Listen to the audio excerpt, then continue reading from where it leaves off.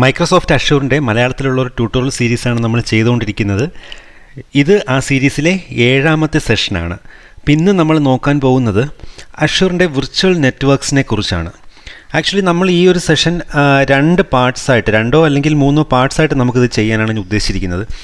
കാരണം ഇത് ഒരു ഒറ്റ പാർട്ടിൽ പറഞ്ഞു കഴിഞ്ഞാൽ ഒരുപാട് ലെങ്തി ആയിപ്പോയി സെഷൻ. അപ്പോൾ അതുകൊണ്ട് തന്നെ ഇതിൽ ബേസിക് നെറ്റ്വർക്ക്സിനെ കുറിച്ചൊന്നും വളരെ ഒരു ഐഡിയ കോൺസെപ്റ്റ് ഇല്ലാത്തവർക്ക് അത്രയും ലെങ്തി ആയിട്ടുള്ളൊരു സെക്ഷൻ നമ്മൾ പറഞ്ഞ് എക്സ്പ്ലെയിൻ ചെയ്ത് കൊടുത്തു കഴിഞ്ഞാൽ അത് വളരെ ഒരു കോംപ്ലക്സിറ്റി ഫീൽ ചെയ്യാനൊരു ചാൻസ് ഉണ്ട്.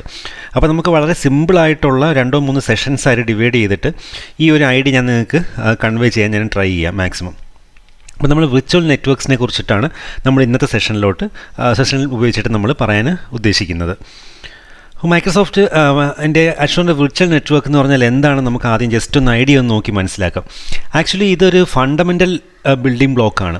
അപ്പോൾ നമ്മൾ ഈ അഷ്യൂറിൽ മെയിനായിട്ട് അഷ്യൂറിലുള്ള പ്രൈവറ്റ് നെറ്റ്വർക്ക് ക്രിയേറ്റ് ചെയ്യാൻ വേണ്ടിയിട്ടാണ് നമ്മൾ ഒരു വിർച്വൽ നെറ്റ്വർക്ക് എന്ന് പറഞ്ഞൊരു കോൺസെപ്റ്റ് നമ്മൾ യൂസ് ചെയ്യുന്നത്.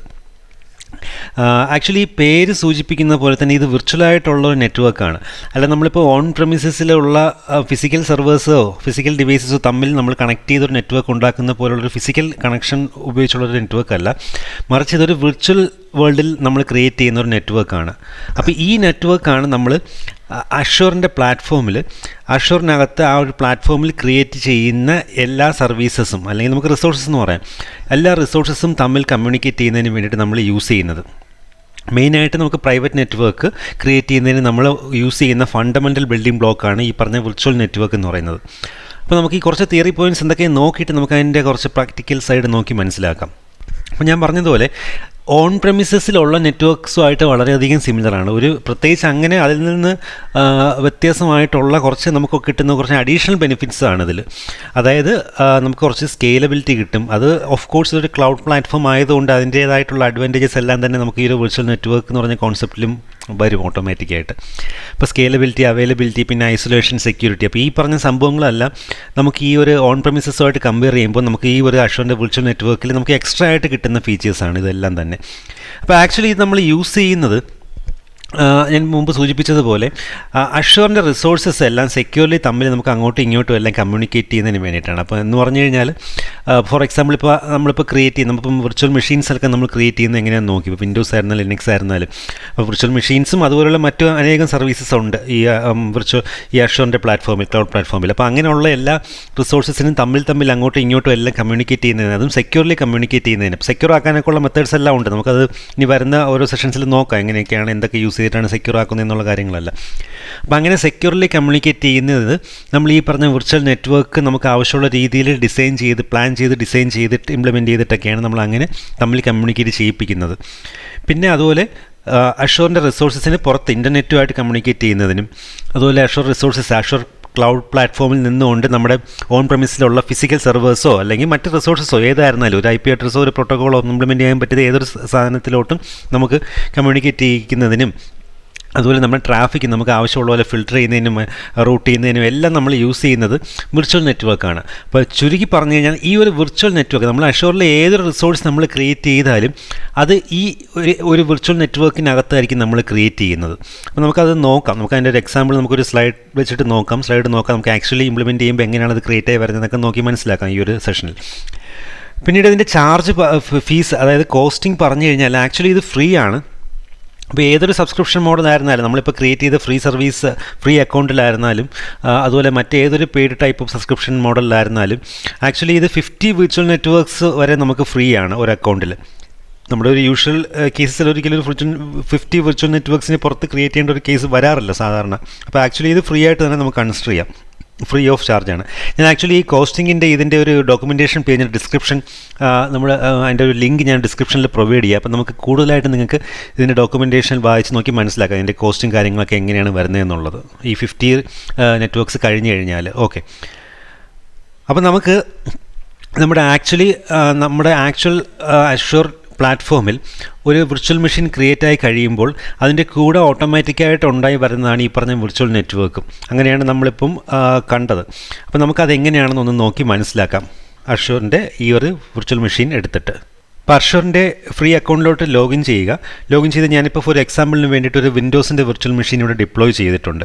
അപ്പോൾ നമുക്ക് ഇവിടുന്ന് മെനുവിൽ നിന്നുകൊണ്ട് ഓൾ റിസോഴ്സസ് എടുക്കാം. അപ്പോൾ അവിടെ എടുത്തു കഴിയുമ്പോൾ നിങ്ങൾക്ക് കാണാൻ സാധിക്കും നമ്മൾ മുമ്പ് സെഷനിൽ ചെയ്തതുപോലെ നമ്മൾ ലിനക്സും വിൻഡോസിൻ്റെ എല്ലാം വിർച്വൽ മെഷീൻസ് എങ്ങനെയാണ് ഡിപ്ലോയ് ചെയ്യുന്നുള്ള കാര്യം നമ്മൾ നോക്കിയായിരുന്നു മുമ്പുള്ള സെഷൻസിൽ. അപ്പോൾ ആ മുമ്പുള്ള ആ സെഷൻസ് ഒന്നും കണ്ടിട്ടില്ലാത്തവർ അതൊക്കെ ഒന്ന് കണ്ട് മനസ്സിലാക്കുക. എന്നാൽ മാത്രമേ ഇതിനെക്കുറിച്ചൊക്കെ ഉള്ളൊരു ഐഡിയ നിങ്ങൾക്ക് ക്ലിയർ ആയിട്ട് കിട്ടുകയുള്ളൂ. അപ്പോൾ ഇവിടെ ഞാനിപ്പോൾ ഈ ഒരു വിർച്വൽ നെറ്റ്വർക്കിൻ്റെ എക്സാമ്പിൾ പറയുന്നതിന് വേണ്ടിയിട്ട് നമുക്കിപ്പം ആ ഒരു ഓൾറെഡി ഡിപ്ലോയ് ചെയ്തിട്ടുള്ള ഒരു വിൻഡോസിൻ്റെ വിർച്വൽ മെഷീൻ വെച്ചിട്ട് ഞാനിപ്പോൾ എക്സാമ്പിൾ പറയാം. അപ്പോൾ വിൻഡോസിൻ്റെ വിർച്വൽ മെഷീൻ ആക്ച്വലി ഇതാണ് നമ്മൾ ഡിപ്ലോയ് ചെയ്തിരിക്കുന്ന വിൻഡോസ് വിർച്വൽ മെഷീൻ. അപ്പോൾ ഈ വിർച്വൽ മെഷീൻ ഡിപ്ലോയ് ചെയ്യുന്ന കൂട്ടത്തിൽ തന്നെ അതിന് എസെൻഷ്യൽ ആയിട്ടുള്ള കുറേ സർവീസസും ഓട്ടോമാറ്റിക്കായിട്ട് നമുക്ക് അഷ്യൂർ ഓട്ടോമാറ്റിക്കായിട്ട് ഡിപ്ലോയ് ചെയ്ത് തരും. ആ കൂട്ടത്തിൽ വരുന്നത് ഒന്നാണ് ഈ വിർച്വൽ നെറ്റ്വർക്ക് എന്ന് പറയുന്നത്.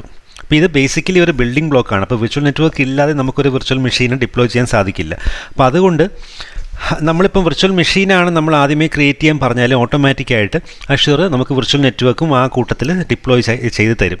അപ്പോൾ അതല്ല, നമുക്ക് വേണമെങ്കിൽ നമുക്ക് ആദ്യമേ നമുക്ക് ആവശ്യമുള്ള രീതിയിൽ വിർച്വൽ നെറ്റ്വർക്ക് നമുക്ക് ക്രിയേറ്റ് ചെയ്ത് വെച്ചിട്ട് അതിലോട്ട് വേണമെങ്കിൽ നമുക്ക് വിർച്വൽ മെഷീൻ നമുക്ക് ഡിപ്ലോയ് ചെയ്യാൻ സാധിക്കും. ആ കാര്യങ്ങൾ നമുക്കിനി വരുന്ന സെഷൻസിലൊക്കെ അത് നോക്കി മനസ്സിലാക്കാം. അപ്പോൾ ഇത് ഇപ്പോൾ എന്തായിരുന്നാലും ഞാൻ മുമ്പത്തെ സെഷനിൽ പറഞ്ഞതുപോലെ നമ്മുടെ ഫ്രീ സർവീസസിൽ ഉൾപ്പെടുന്ന വിർച്വൽ മെഷീൻ ഡിപ്ലോയ് ചെയ്തു ആ കൂട്ടത്തിൽ വന്നതാണ് ഈ പറഞ്ഞ വിർച്വൽ നെറ്റ്വർക്ക്.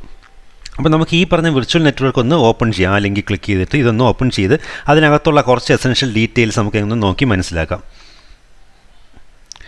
അപ്പോൾ ആ വിർച്വൽ നെറ്റ്വർക്ക് ഓപ്പൺ ചെയ്തപ്പോൾ തന്നെ നിങ്ങൾക്ക് ഇവിടെ കുറച്ച് അതിൻ്റെ പ്രോപ്പർട്ടീസും കാര്യങ്ങളൊക്കെ പറഞ്ഞിട്ടുണ്ട്. അതിൻ്റെ ലൊക്കേഷൻ പറഞ്ഞിട്ടുണ്ട്, എവിടെയാണ് ഡിപ്ലോയ് ചെയ്തിരിക്കുന്നത്. ഇതെല്ലാം നമ്മുടെ വിർച്വൽ മെഷീൻ ക്രിയേഷൻ സ്റ്റേജിൽ കൊടുത്ത ലൊക്കേഷനും കാര്യങ്ങളൊക്കെ തന്നെയാണ് ഇവിടെയും വരുന്നത്. അപ്പോൾ ഇവിടെ മെയിനായിട്ട് അറിയേണ്ടത് ഇവിടുത്തെ ഒരു അഡ്രസ് സ്പേസ് എന്ന് പറഞ്ഞൊരു സംഭവമുണ്ട്, അഡ്രസ് സ്പേസ്. അപ്പോൾ ഈ ഒരു അഡ്രസ് സ്പേസ് ആണ് ഡിഫോൾട്ടായിട്ട് ഇപ്പം നമുക്ക് ഈ അഷ്യൂർ ക്രിയേറ്റ് ചെയ്ത് തന്ന വിർച്വൽ നെറ്റ്വർക്കിന് കിട്ടിയിരിക്കുന്നത്. അപ്പോൾ ഈ ഒരു അഡ്രസ് സ്പേസ് ആണ് അലോക്കേറ്റ് ചെയ്തിരിക്കുന്നത് 10.1.1.0/24 എന്ന് പറഞ്ഞിട്ട് ഈ ഒരു അഡ്രസ് സ്പേസ് ആണ് അലോക്കേറ്റ് ചെയ്തിരിക്കുന്നത് ഡിഫോൾട്ടായിട്ട് ഇപ്പോൾ ക്രിയേറ്റ് ചെയ്ത് തന്നപ്പോൾ. നമുക്ക് ആവശ്യമുള്ള രീതിയിൽ നമ്മൾ വിർച്വൽ നെറ്റ്വർക്ക്സ് ക്രിയേറ്റ് ചെയ്യുമ്പോൾ നമുക്ക് ആവശ്യമുള്ള നെറ്റ്വർക്ക് സ്പേസ് അഡ്രസ് സ്പേസ് നമുക്ക് പ്രൊവൈഡ് ചെയ്യാൻ പറ്റും. അത് നമുക്ക് അടുത്ത ഇനി വരുന്ന സെഷൻസിൽ നോക്കാം. അപ്പോൾ ഇവിടെ എന്തായിരുന്നാലും ഈ ഒരു വിർച്വൽ നെറ്റ്വർക്കിന് കിട്ടിയിരിക്കുന്ന അഡ്രസ് സ്പേസ് എന്ന് പറഞ്ഞാൽ ഈ കാണിച്ചിരിക്കുന്നതാണ്. അപ്പോൾ ഈ ഒരു അഡ്രസ് സ്പേസ് ആണ്. അഡ്രസ് സ്പേസിൽ ക്ലിക്ക് ചെയ്താൽ നിങ്ങൾക്കത് കാണാൻ പറ്റും. അതായത് അഡ്രസ് സ്പേസ് 10.1.1.0/24. അപ്പോൾ ഇവിടെ ഈ ഒരു അഡ്രസ് സ്പേസിൽ ഈ ഇൻഫർമേഷൻസ് എല്ലാം നിങ്ങൾക്ക് കാണാൻ സാധിക്കും. ഒരു അഡ്രസ് സ്പേസ് ഇതാണ് /24 CADR വാല്യൂ /24 ആണ്. അഡ്രസ് റേഞ്ച് വന്നിട്ട് അതായത് ഈ ഒരു അഡ്രസ് സ്പേസിൽ നമുക്ക് ലഭിക്കുന്ന IP അഡ്രസ്സസ് ഇത്രയാണ് 10.1.1.0 മുതൽ 1.255 വരെ. ടോട്ടൽ അഡ്രസ്സ് നമുക്ക് 256 അഡ്രസ്സ് കിട്ടും. അതിൽ അവൈലബിൾ ആയിട്ടുള്ളത് 5 എണ്ണം അഷ്യൂർ റിസർവ് ചെയ്ത് വെച്ചിട്ടുണ്ട്. ബാക്കിയുള്ള 251 നമുക്ക് അവൈലബിൾ ആയിട്ടുണ്ട്. ആ കാര്യങ്ങളൊക്കെ നമുക്ക് നോക്കാം. ഓക്കെ, അതുപോലെ ഈ അഡ്രസ് സ്പേസിനകത്താണ് സബ്നെറ്റ് വരുന്നത്. കണ്ടില്ലേ, ഇപ്പോൾ ഡിഫോൾട്ടായിട്ട് ഒരു സബ്നെറ്റ് ഓട്ടോമാറ്റിക്കായിട്ട് ക്രിയേറ്റ് ചെയ്തിട്ടുണ്ട്. അപ്പോൾ ഈ സബ്നെറ്റും ഇവിടെ ക്രിയേറ്റ് ചെയ്തിരിക്കുന്ന സബ്നെറ്റിൻ്റെ വാല്യൂ റേഞ്ച് നോക്കിക്കഴിഞ്ഞാൽ മനസ്സിലാവും 10.1.1.0/24 തന്നെയാണ്. 250 അവൈലബിലിറ്റി ഇനി അവൈലബിൾ ആയിട്ടുള്ള ഈ സബ്നെറ്റിനകത്ത് ഇനി അവൈലബിൾ ആയിട്ടുള്ള അഡ്രസ്സസിൻ്റെ എണ്ണമാണ് ഈ പറഞ്ഞിരിക്കുന്നത് 250 എന്നുള്ളത്.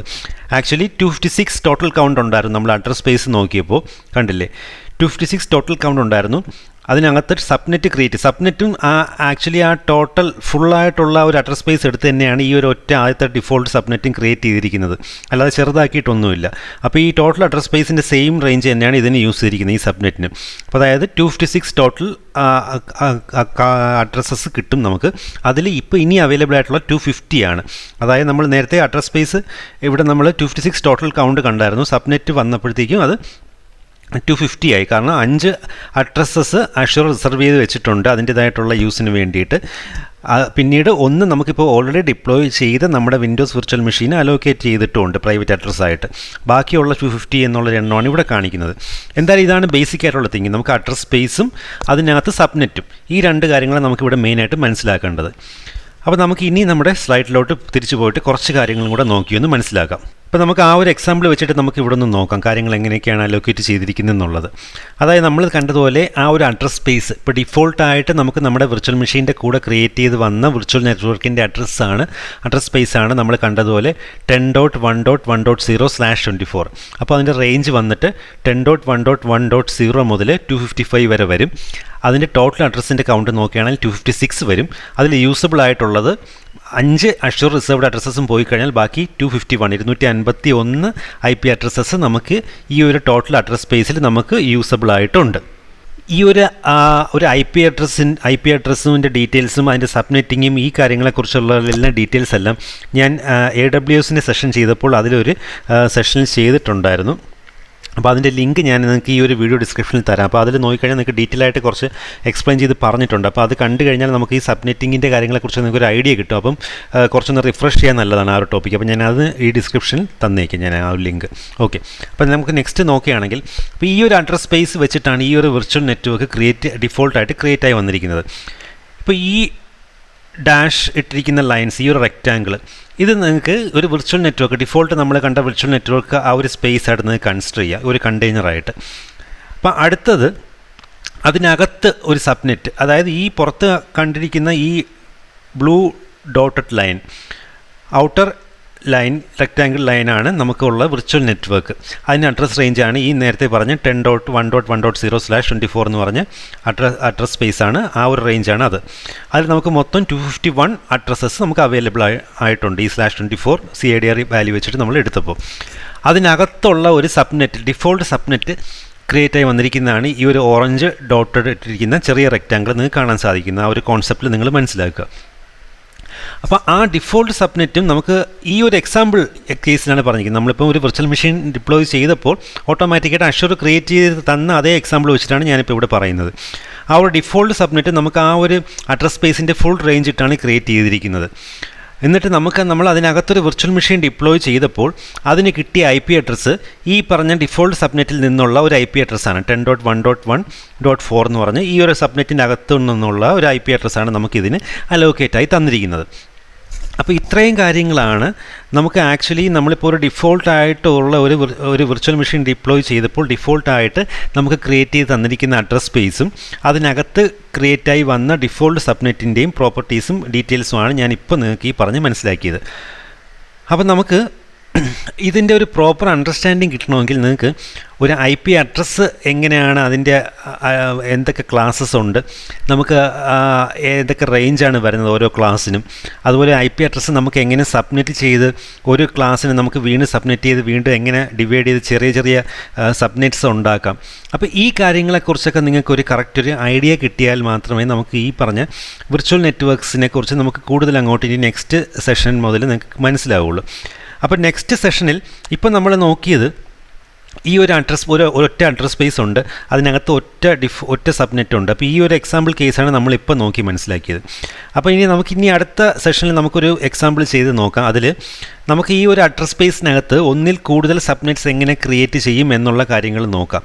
അതുപോലെ ആ ഒന്നിൽ കൂടുതൽ, അപ്പോൾ 2 സബ്നെറ്റ്സ് നമുക്ക് ക്രിയേറ്റ് ചെയ്തിട്ട് 2 സബ്നെറ്റ്സിൽ നമുക്ക് വിർച്വൽ മെഷീൻ ഡിപ്ലോയ് ചെയ്യാം. അത് തമ്മിലുള്ള കമ്മ്യൂണിക്കേഷൻ എങ്ങനെയാണ്, ഒരു സബ്നെറ്റിൽ നമുക്ക് ഒരു പ്രൈവറ്റ് IP അഡ്രസ്സ് കിട്ടുന്നതിനൊപ്പം തന്നെ ഒരു പബ്ലിക് IP അഡ്രസ്സും കൂടെ നമുക്ക് അലോക്കേറ്റ് ചെയ്തിട്ട് അത് പുറത്ത് ഇൻ്റർനെറ്റിൽ നിന്ന് ആക്സസ് ചെയ്യാം. രണ്ടാമത്തെ സബ്നെറ്റിൽ നമുക്ക് പ്രൈവറ്റ് IP അഡ്രസ്സ് മാത്രം കൊടുത്തിട്ട് സബ്നെറ്റ്സ് തമ്മിൽ മാത്രം എങ്ങനെ കമ്മ്യൂണിക്കേറ്റ് ചെയ്യാം. അപ്പോൾ ഈ കാര്യങ്ങളൊക്കെ നമുക്കൊന്ന് നോക്കി മനസ്സിലാക്കാം. അപ്പോൾ ഈ ഒരു ഐഡിയ കിട്ടണമെങ്കിൽ നിങ്ങൾക്ക് ഇതിനെ പറ്റി കുറച്ചെങ്കിലും ഒരു ഐഡിയ അണ്ടർസ്റ്റാൻഡിങ് ഉണ്ടായിരിക്കണം. IP അഡ്രസ്സസ് എങ്ങനെയാണ് വർക്ക് ചെയ്യുന്നത്, അതിൻ്റെ സബ്നെറ്റിംഗ് എങ്ങനെ നമുക്ക് ക്രിയേറ്റ് ചെയ്യാം, അങ്ങനെയുള്ള കാര്യങ്ങളൊക്കെ ജസ്റ്റ് ഒരു ഐഡിയ നമുക്ക് ഉണ്ടായിരിക്കണം. അപ്പോൾ ഞാൻ അതിൻ്റെ ഒരു മുമ്പ് ചെയ്തിട്ടുള്ള സെഷൻ്റെ ലിങ്ക് ഞാൻ നിങ്ങൾക്ക് ഈ ഒരു എക്സാമ്പിളിൽ ഈ ഇന്നത്തെ സെഷനിലെ ഡിസ്ക്രിപ്ഷനിൽ അതും കൂടെ ഇട്ട് തരാം, നിങ്ങൾക്കൊന്ന് നോക്കി മനസ്സിലാക്കുന്നതിന് വേണ്ടിയിട്ട്. അപ്പോൾ ഫ്രണ്ട്സ്, നിങ്ങൾക്ക് ഈ ഒരു സെഷൻ അതിൻ്റെ ഐഡിയ ജസ്റ്റ് ഒന്ന് കിട്ടിത്തുടങ്ങിയെന്ന് ഞാൻ വിശ്വസിക്കുന്നു, വിർച്വൽ നെറ്റ്വർക്ക്സ് എന്താണെന്നുള്ളത്. അപ്പോൾ നെക്സ്റ്റ് സെഷനിൽ നമുക്ക് കുറച്ച് എക്സാമ്പിളും കൂടെ ചെയ്ത് നോക്കുമ്പോൾ നിങ്ങൾക്ക് കുറച്ചുകൂടെ ഒരു ഐഡിയ ക്ലിയർ ആവും. പിന്നീട് നമുക്കുള്ള സെഷൻസിൽ നമുക്ക് അതിൻ്റെ റിലേറ്റ് ചെയ്ത് വരുന്ന മറ്റ് റിസോഴ്സസും നോക്കി മനസ്സിലാക്കാം ഓരോന്നായിട്ട്. അപ്പോൾ നിങ്ങൾക്ക് ഈ ഒരു സെഷൻ യൂസ്ഫുള്ളായിട്ട് നിങ്ങൾക്ക് തോന്നുന്നെങ്കിൽ ദയവേതൊന്ന് ഫ്രണ്ട്സിനിടയ്ക്ക് ഒന്ന് ഷെയർ ചെയ്ത് കൊടുക്കുക. ചാനൽ ഇതുവരെ സബ്സ്ക്രൈബ് ചെയ്തിട്ടില്ലാത്തവർ ദയവേതൊന്ന് സബ്സ്ക്രൈബ് ചെയ്യുക. വീഡിയോ കാണുന്നവരൊന്ന് ലൈക്ക് ചെയ്യുക. അതുപോലെ ഒന്ന് ഷെയർ ചെയ്ത് എന്തെങ്കിലും ഡൗട്ട്സോ കാര്യങ്ങളോ ഉണ്ടെങ്കിൽ തീർച്ചയായിട്ടും കമൻറ്റ് ചെയ്യുക. ഞാൻ എൻ്റെ വാട്സപ്പ് നമ്പറും പ്രൊവൈഡ് ചെയ്യുന്നുണ്ട് ഡിസ്ക്രിപ്ഷൻ സെക്ഷനിൽ. എന്തെങ്കിലും ഡൗട്ട്സ് ഉണ്ടെങ്കിൽ നിങ്ങൾക്ക് ഒന്നുകിൽ കമൻറ്റ് ചെയ്യാം, അല്ലെങ്കിൽ വാട്സപ്പ് ചെയ്യാം. എന്തെങ്കിലും കോൾ ചെയ്യണമെങ്കിൽ ടൈം ഫിക്സ് ചെയ്ത് കോൾ ചെയ്യുകയും ചെയ്യാം. ഓക്കെ, അപ്പോൾ ബൈ ഫ്രണ്ട്സ്, നമുക്ക് നെക്സ്റ്റ് സെഷനിൽ കാണാം.